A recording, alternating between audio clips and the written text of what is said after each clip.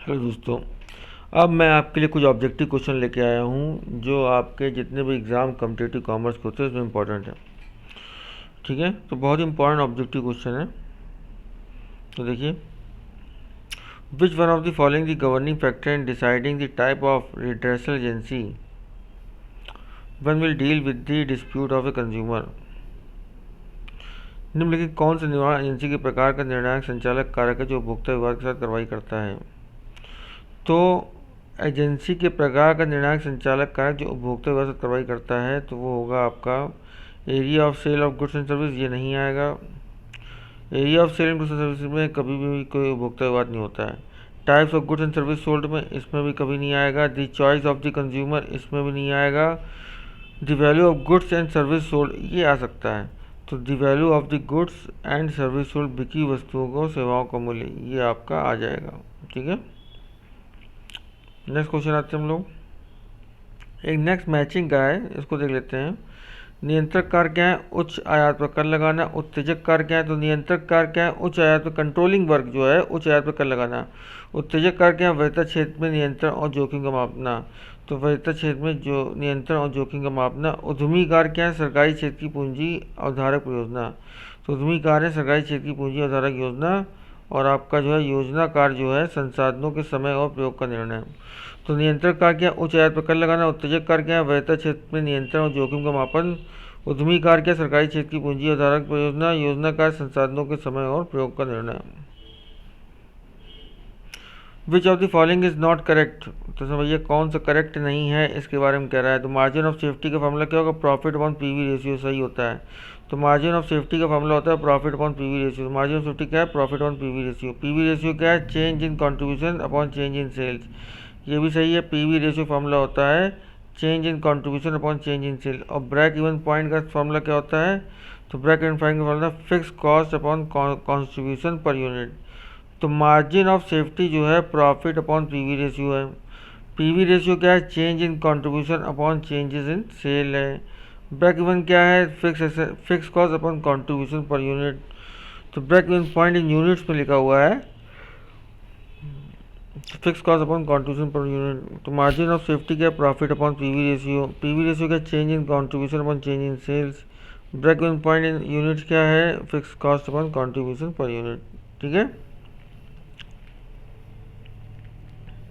तो margin of safety क्या? Profit upon PV ratio. ये कुछ इनके हम फार्मूले बता दे रहे हैं जो आप याद कर सकते हैं। ठीक है, तो मार्जिन ऑफ सेफ्टी का एक फार्मूला होता है sales minus break even point.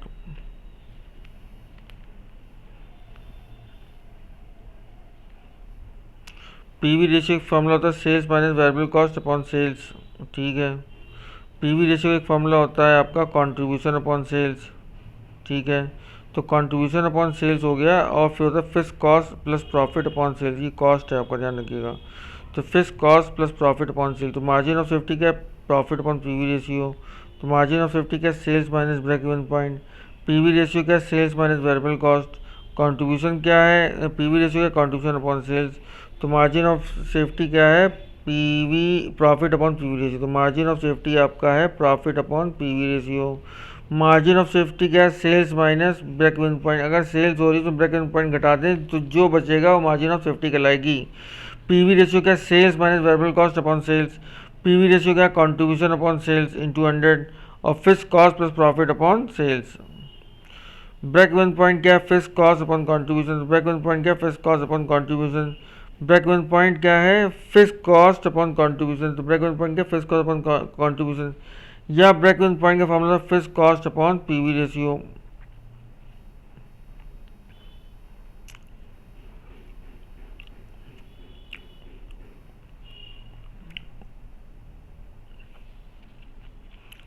Required sale formula क्या है? Fix cost plus profit upon new contribution per unit.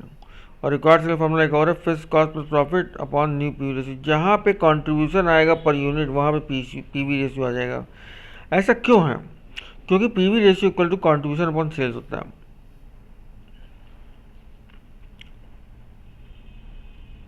तो कंट्रीब्यूशन पर यूनिट का मतलब है पीवी रेशियो। ठीक है, अगर कंट्रीब्यूशन पर यूनिट लिख के आ रहा है तो पीवी रेशियो माना जाएगा आपका।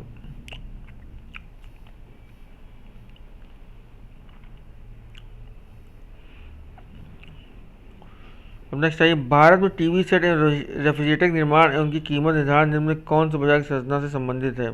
तो भारत में टीवी सेट एवं रेफ्रिजरेटर निर्माण एवं उनकी कीमत निर्धारण निम्न में से कौन सी बाजार संरचना में संबंधित है? ये आपका मोनोपोलिस्टिक कंपटीशन। तो क्या है? Monopolistic competition.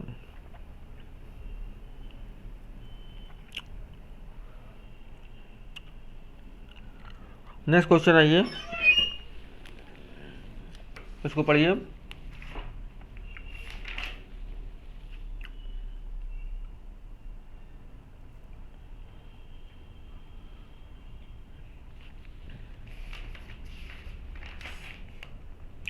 तो ये दिया हुआ है, the application of chi square test as parametric test will be in which one of the following situation? निम्न में कौन प्रक्रिया चाय स्क्वायर परीक्षा प्रतीक रूप में अपनाई जाती है? तो ये है टेस्ट ऑफ इंडिपेंडेंस और एट्रीब्यूट, ये नहीं होगा। Test of goodness of fit और स्पेसिफिक टाइप ऑफ डिस्ट्रीब्यूशन, ये भी नहीं होगा। Test for population variance on the basis of small size sample variance, ये होगा। सी आपका आंसर करेक्ट है। तो test for population variance on the basis of small, देखिए स्मॉल साइज सैंपल वेरिएंस के लिए ये हमेशा बना है। हमने पिछले प्रश्न पत्र में आपको 2018 प्रश्न चाय स्क्वायर टेस्ट, सारे टेस्ट आए, नोवा टेस्ट आए थे, उसके बारे में मैंने बताया, उसको वो वीडियो आप जाकर जरूर देखिएगा तो आपको मिल जाएगा। तो test for population variance on the basis of small size sample variance. Next आइए, in which one of the following situation is the application of T test is more appropriate? तो टी टेस्ट के लिए कौन सा सबसे अधिक उचित होता है? Testing the significance of coefficient of correlation between pair of small size sample. तो testing the significance of coefficient of correlation, ठीक है, between paired observation of small size sample। तो testing the significance of coefficient of correlation between paired observation of small size sample. समझ आ गया?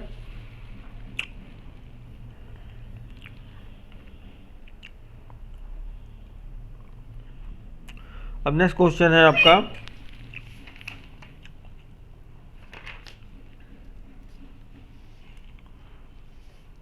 Next question देखते हैं हम लोग। विच of the following is not a logical data structure? तो इसमें not a logical data structure कौन सा होगा? ये होगा चैन, ठीक है। तो चैन होगा आपका। निम्न कौन सा तर्क संगत आंकड़ा संरचना नहीं है? तो ये चैन होगा। देखिए, लॉजिकल डेटा स्ट्रक्चर जो होता है LDS, इसके दो पार्ट होते हैं, एक होता है प्राइमिटिव डेटा स्ट्रक्चर, एक होता है नॉन प्राइमिटिव डेटा स्ट्रक्चर। तो प्राइमिटिव डेटा स्ट्रक्चर और एक होता है नॉन प्राइमिटिव डेटा स्ट्रक्चर, ठीक है, ध्यान रखिए आप। निम्नलिखित में कौन सा संवाद भौतिक बाधा नहीं है? तो भौतिक बाधा कौन सा संवाद नहीं है? तो ये है आपका पुअर वोकैबुलरी, शब्दावली में कमी, ये आपका भौतिक संवाद बाधक नहीं है, ठीक है। नेक्स्ट आइए,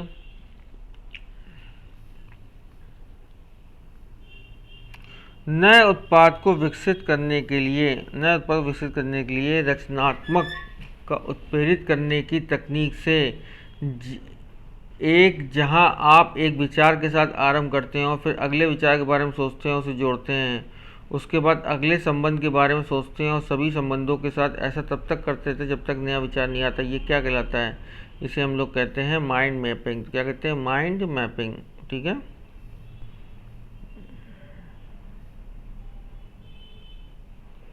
तो आपका नेट इनकम अप्रोच जो है ये क्या कहलाती है? कैपिटल स्ट्रक्चर प्लानिंग करिए। अब मैच द फॉलोइंग आ गया आपका, मैच द फॉलोइंग। तो नेट इनकम अप्रोच क्या है? कैपिटल स्ट्रक्चर प्लानिंग है। नेट इनकम अप्रोच क्या है? कैपिटल स्ट्रक्चर प्लानिंग है, ठीक है। प्रॉफिटेबिलिटी इंडेक्स बताइए। तो प्रॉफिटेबिलिटी इंडेक्स जो है कैपिटल बस्टिंग डिसीजन है। कंसंट्रेटिव बैंडिंग है वर्किंग कैपिटल मैनेजमेंट। और लोअर रेट ऑफ रिटर्न जो है वो over capitalisation. Lower rate of return क्या है? ओवर कैपिटलाइजेशन है। आप देख सकते हैं इसमें तो आपका नेट इनकम अप्रोच है, क्रॉस बना हुआ नेट इनकम अप्रोच का, ये दिखा देते हैं नेट इनकम अप्रोच, सॉरी। तो नेट इनकम अप्रोच जो है ये कहाँ जा रहा है, कैपिटल स्ट्रक्चर में। प्रोबेबिलिटी इंडेक्स कहाँ जा रहा है आपका, कैपिटल बस्टिंग डिसीजन में, कंसंट्रेटेड वर्किंग कैपिटल। तो कंसंट्रेशन बैंकिंग क्या है आपका, वर्किंग कैपिटल मैनेजमेंट है, और लोअर रेट ऑफ रिटर्न क्या है, ओवर कैपिटलाइजेशन है।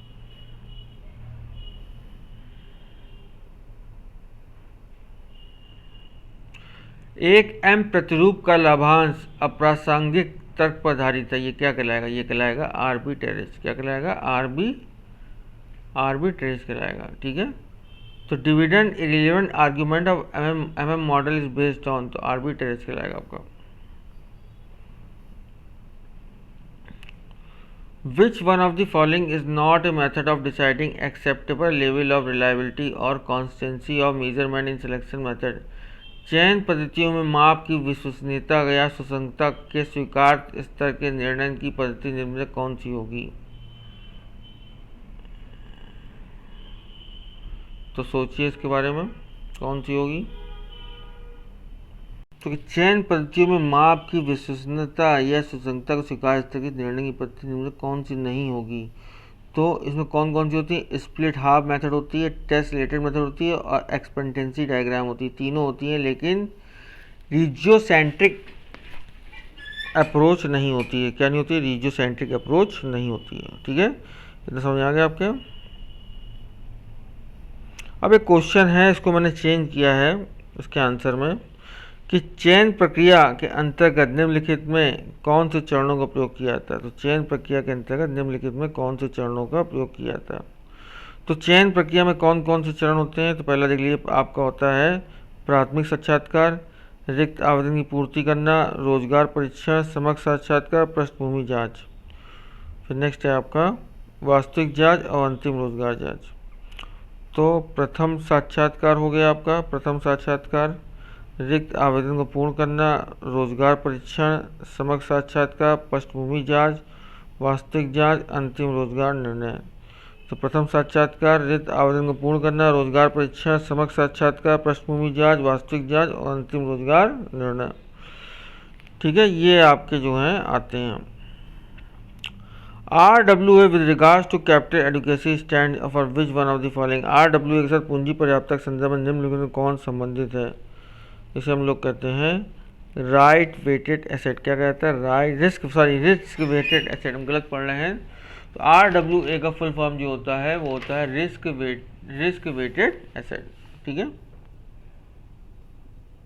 नेक्स्ट आइए, विच of the following in the forms of E banking. तो ई बैंकिंग के बारे में कह रहा है, ई बैंकिंग का रूप कौन सा है, इसके बारे में बात करते हैं। तो ई बैंकिंग क्या है, इंटरनेट बैंकिंग ई बैंकिंग कहलाती है, टेलीफोन बैंकिंग ई बैंकिंग कहलाती है, इलेक्ट्रॉनिक चेक कन्वर्जन भी कहलाती है ई बैंकिंग, और आपका जो है इसमें ये सभी लग रहे हैं यार,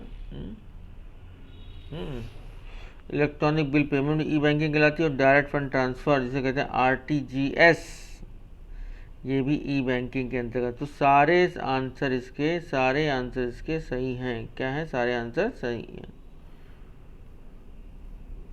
विच निम्न किसका भारत निर्यात सबसे अधिक बड़ा हिस्सा है? तो ये आपको आता है, ये जेम्स एंड ज्वेलरी का सबसे बड़ा हिस्सा है।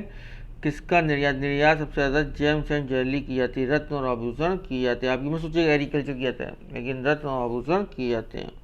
नेक्स्ट आइए, निम्नलिखित में एक TRI ट्रिप्स समझौते का अंग नहीं है। तो कौन सा ट्रिप्स समझौते का अंग नहीं है? तो यह है इंटीरियर डिज़ाइन। भाई इंटीरियर डिज़ाइन ट्रिप्स समझौते का अंग नहीं माना जाता है, मेरे हिसाब से ये बिल्कुल सही है आपका।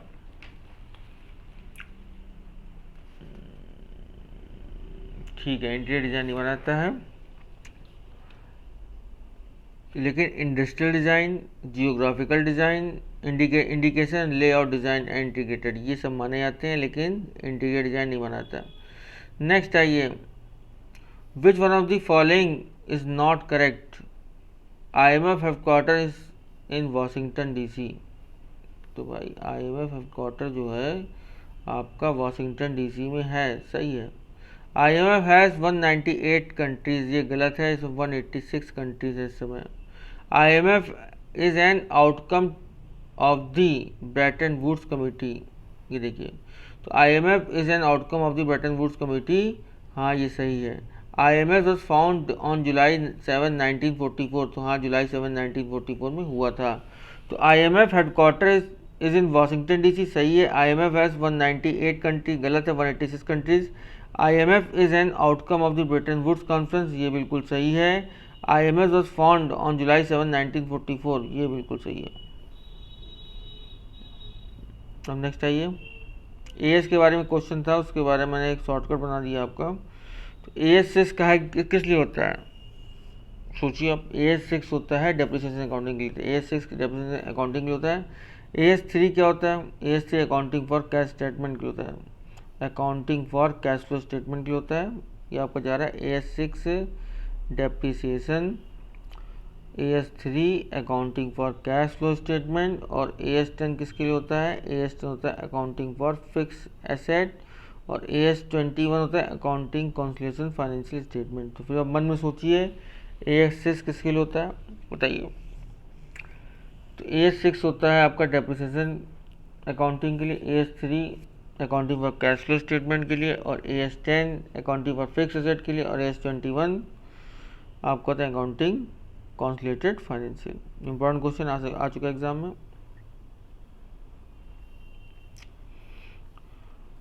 निम्नलिखित में कौन सा कथन गलत है, सही कूट भरिए। RBI has prescribe guideline, Bharat prescribe guideline for the operation of credit rating agency in India, मुझे सही लग रहा है। All venture capital funds in India have been promoted by government, a mutual fund can operate, क्या है question, एक minute रुकिए, गलत है पूछ रहा। तो all a mutual fund can operate as venture capital fund. Credit rating is authoritative guarantee regarding the credit position of person. तो इसका आंसर जो है, तो ये क्वेश्चन जो है which of the following statement false कह रहा है, सॉरी ध्यान नहीं दिया।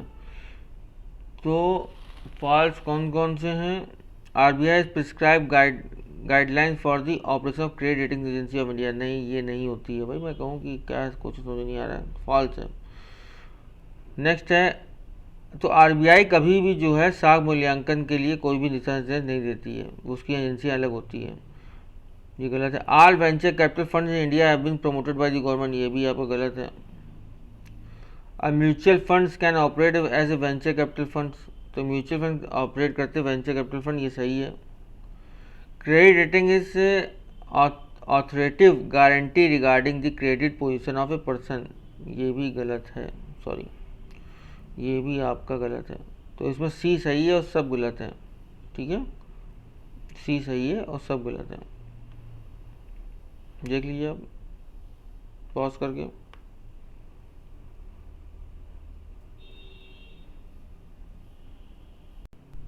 विच of the following are the example of systematic risk indicate the correct one, निम्नलिखित में कौन से वैश्विक जोखिम के उदाहरण हैं। तो वैश्विक जोखिम के उदाहरण कौन कौन से हैं, तो हमारे हिसाब से C है, elimination of the government subsidy और increase in bank return, C होना चाहिए, हाँ C है। तो कह रहे निम्नलिखित कौन से वैश्विक जोखिम उदाहरण है, तो ये आपका है सरकारी सहायक राशि का उन्मूलन और बैंक दर में वृद्धि, ठीक है।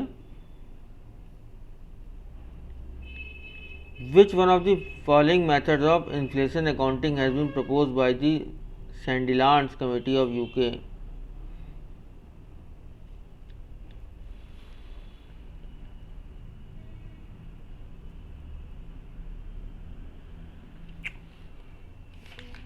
नेक्स्ट आते हैं सैंडिलांस UK ऑफ कमेटी। तो इसका जो है मुद्रा प्रसार के लेखांकन में निम्नलिखित विधियों में कौन सी विधि UK के सैंडिलांड समिति द्वारा प्रस्तावित है, तो ये है आपका करंट कॉस्ट अकाउंटिंग मेथड, कौन सा है, करंट कॉस्ट अकाउंटिंग मेथड, ये सही है, current cost accounting method.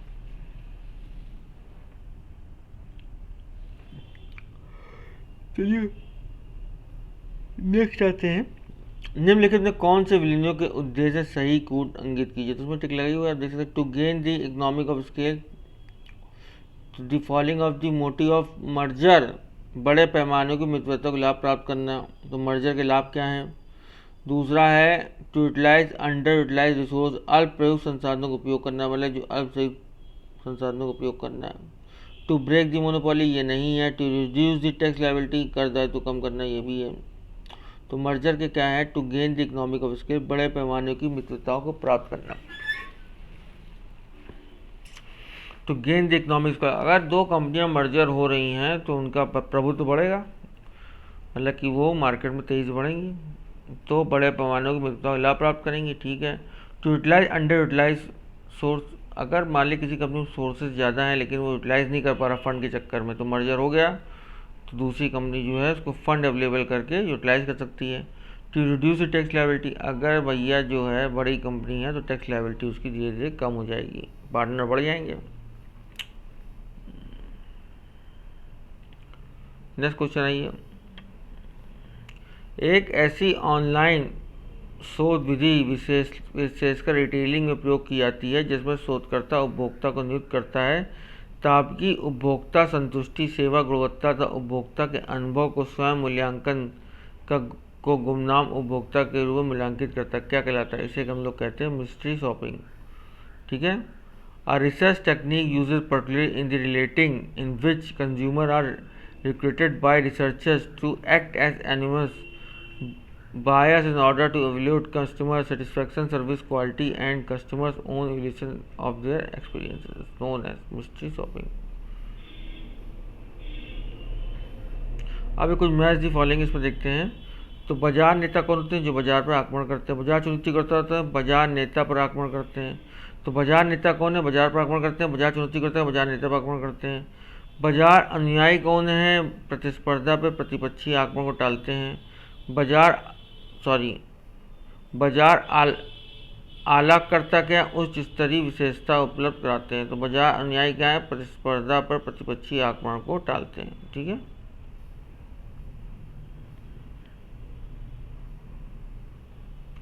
Which of the following is not major expert digital marketing? तो कौन सी? एंटरटेनमेंट। डिजिटल मार्केटिंग का जो है एग्जाम्पल है, मुख्य पक्ष नहीं है, वो कहलाता है एंटरटेनमेंट। निम्नलिखित में कौन सा डिजिटल विपणन का मुख्य पक्ष नहीं है? वो एंटरटेनमेंट कहलाएगा। अमेरिका के बेथल में निम्नलिखित में किस कर्मचारी प्रशिक्षण की प्रयोगशाला प्रशिक्षण पद्धतियों का प्रवर्तक था? तो वो था टी ग्रुप का। तो अमेरिका की बेथल में किस कर्मचारी प्रशिक्षण की प्रयोगशाला प्रशिक्षण पद्धतियों का प्रवर्तक था? वो था टी समूह।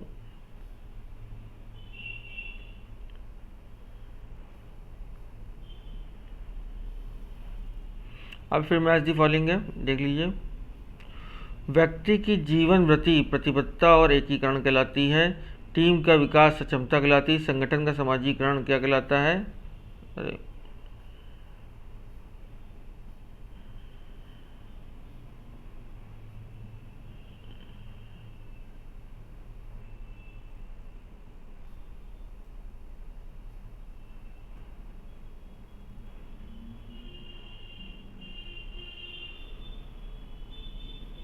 ये हो चुका है। चलिए, व्यक्ति की जीवन वृत्ति, तो व्यक्ति की जीवन वृत्ति क्या कहलाता है? प्रतिबद्धता और एकीकरण कहलाता है। टीम का विकास क्या कहलाता है? सक्षमता कहलाता है। संगठन क्या कहलाता है? मूल्य कहलाता है। संगठन की प्रबंधन शक्ति कहलाता है। तो व्यक्ति की जीवन वृत्ति क्या है? प्रतिबद्धता और एकीकरण। टीम का विकास क्या है? सक्षमता। संगठन का समाजीकरण क्या है? संगठन समाजीकरण मूल्य। और संगठन का प्रबंधन क्या? शक्ति। तो व्यक्ति का जीवन वृत्ति जो है वो प्रतिबद्धता और एकीकरण है। टीम का विकास क्षमता, संगठन का समाजीकरण मूल्य और संगठन का प्रबंधन शक्ति है। ठीक है, इतने ही रखते हैं आज। चलिए, धन्यवाद। अब नेक्स्ट वीडियो हम बहुत जल्दी आपके लिए अपलोड करेंगे।